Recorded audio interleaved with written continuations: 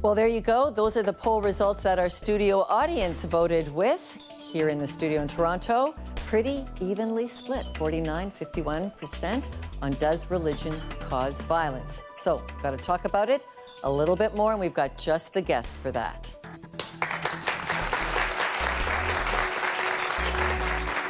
With religion attacking religion throughout the world, we're asking, is God violent? So let's put that question to Miroslav Volf, the theology professor and founder of the Center for Faith and Culture at Yale University. Recently, he published A Public Faith. Dr. Volf joins us from New Haven, Connecticut. Dr. Volf, you grew up in war-torn Yugoslavia. What suffering did religious violence cause? First, grew up in the communist Yugoslavia, and there was a kind of anti-religious, if you want, not so much violence as a pressure. So, son of a Pentecostal minister in officially atheist country, this wasn't easy. And then when the country broke up into different states, or when democratization happened, there was quite a bit of violence also in my own hometown. Can you explain how faith was used to justify war and killing in Yugoslavia? Well, it was between Orthodox Christians and Catholic Christians, and each one of these groups, and Muslims as well. Well, I think you put the question quite right way. So it's not so much that religion itself per se was a cause of violence, but religion or faith of these different groups ended up being legitimizing force. And I think the main reason in which it functioned as such was that faith or religion was associated with ethnic identity. To be a Serb means to be Orthodox Christian, to be a Croat means to be Catholic Christian, to be Bosniak means to be Muslim, and this tight connection between faith and ethnic belonging then makes the faith a servant of ethnic belonging. Faith ends up being reduced to almost like a marker of identity. You can compare it to a flag. Faith is like a flag. This is who I am. And what happens when faith gets reduced to a cultural or an ethnic identity? Well, faith then ends up being manipulated. It ceases to cast a moral vision, and it becomes merely a tool in identity politics. You write that the solution to religious violence is not less religion, but more. That thin faith yields violence and thick faith generates love. Help us understand that. But that's counterintuitive to many people. Many people think more religious you are, the worse you become, the more violent you become. The less religious you are, the less violent you are. That's a kind of secularizing interpretation of religion.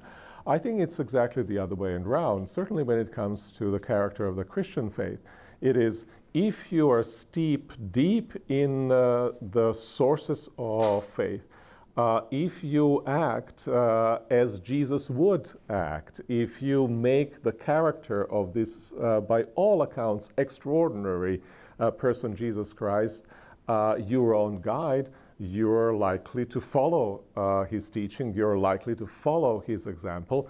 If you follow his teaching, then in everything that you do, you will wish to others what they wish for others what you wish for yourself. If you follow his example, you will take up your cross and you will give your life even for those who are your enemies. Deep faith here means faith that loves.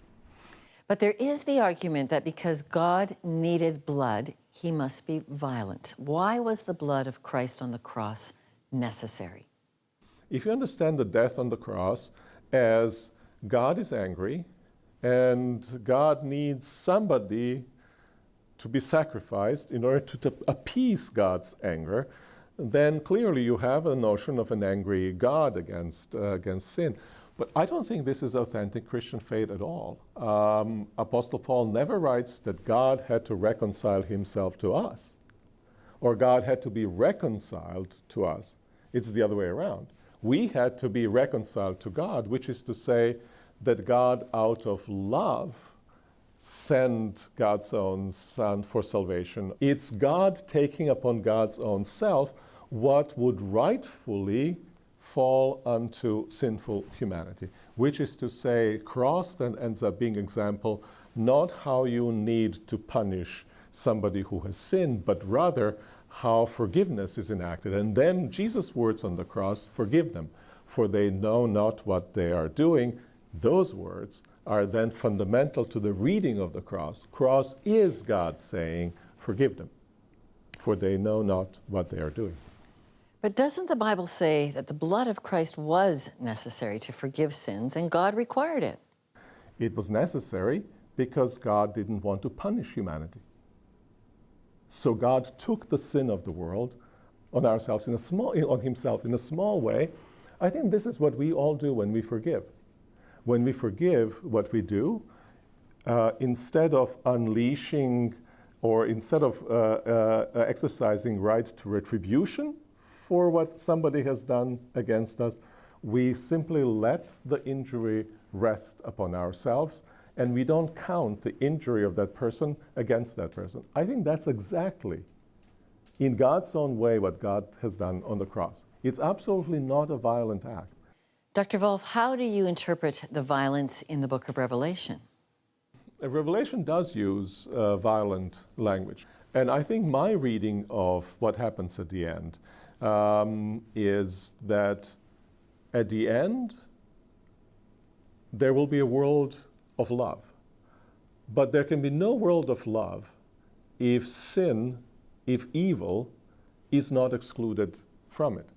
And so I say that everybody or everything that refuses to be reconciled by God's love or transformed by God's love will be excluded from the world of love.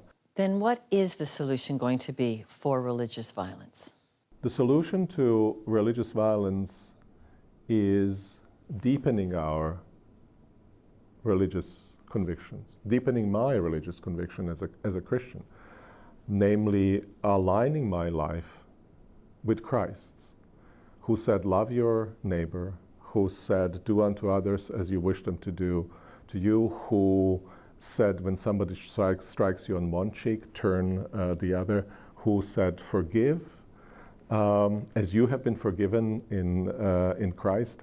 This is the faith which will open up the possibilities of us living together in peace. There are resources for such attitudes in many other faiths, in Buddhism, in Islam, in Judaism, and I think we have to build on these kinds of resources of compassion, generosity, and love, each in our own way, without compromising our distinctives, and yet at the same time finding in each other, from Christian perspective, a person who was created in God's image, and a person who is utterly and completely beloved by God.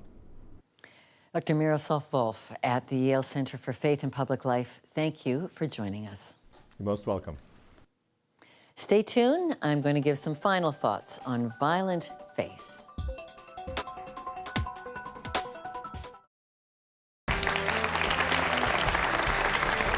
If religion is turning violent, it's sick.